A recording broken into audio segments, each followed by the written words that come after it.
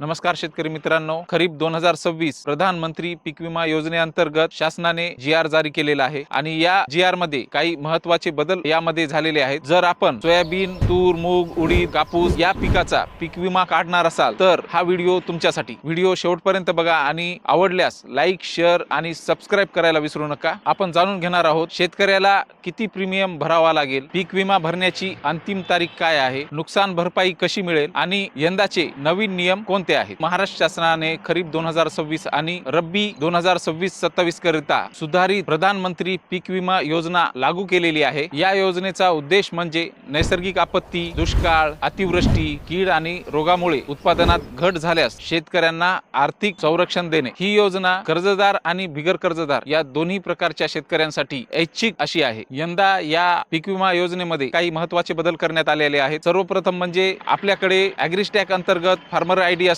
आवश्यक आहे। दुसरे म्हणजे डिजिटल क्रॉप सर्व्हे DCS मध्ये आपल्या पिकाची नोंद करणे आवश्यक आहे। DCS मध्ये नोंद नसल्यास किंवा प्रत्यक्ष पिकामध्ये तफावत आढळल्यास अशा वेळी आपल्याला नुकसान भरपाई मिळणार नाही। पीक विम्यामध्ये सहभागी होण्याकरिता कमीत कमी 10 गुंठे क्षेत्राचा विमा काढणे आवश्यक आहे। बोगस विमा किंवा चुकीची माहिती दिल्यास पुढील 5 वर्ष कृषी विभागाच्या DBT योजनेपासून वंचित ठेवण्याची तरतूद या जी.आर मध्ये करण्यात आलेली आहे। हिंगोली जिल्ह्याकरिता HDFC Ergo general insurance company limited या कंपनीला नेमलेले आहे। हिंगोली करिता जे आपण विमा रक्कम भरणार आहोत त्याची आपण थोडक्यात माहिती घेऊया। सोयाबीन साठी 1250, मुगासाठी 600 रुपये, उडीद पिकासाठी 540 रुपये, तूर पिकासाठी 117 रुपये 50 पैसे आणि कापूस पिकासाठी 650 रुपये विमा हप्ता प्रति हेक्टरी भरायचा आहे। शेतकरी मित्रांनो, खरीप 2026 करिता पीक विम्यासाठी अर्ज करण्याची शेवटची तारीख आहे 31 जुलै 2026। मित्रांनो, हा अर्ज आपण कुठे करू शकतो तर आपण हा अर्ज CSC सेंटरवर आणि पोर्टलवर सुद्धा हा अर्ज आपण करू शकतो। अंतिम तारखेची वाट न पाहता आपण लवकरात लवकर हा पीक विमा भरून घ्यावा। नुकसान भरपाई महसूल मंडळ आणि विमा क्षेत्राच्या उत्पन्नाच्या सरासरीवर निश्चित केलेली असते। यंदा पीक कापणी प्रयोगासोबतच आधुनिक तंत्रज्ञान आणि उपग्रह उत्पादन माहितीचाही वापर केला जाणार आहे। यामुळे नुकसान भरपाई अचूक पद्धतीने निश्चित केली जाईल। शेतकरी मित्रांनो,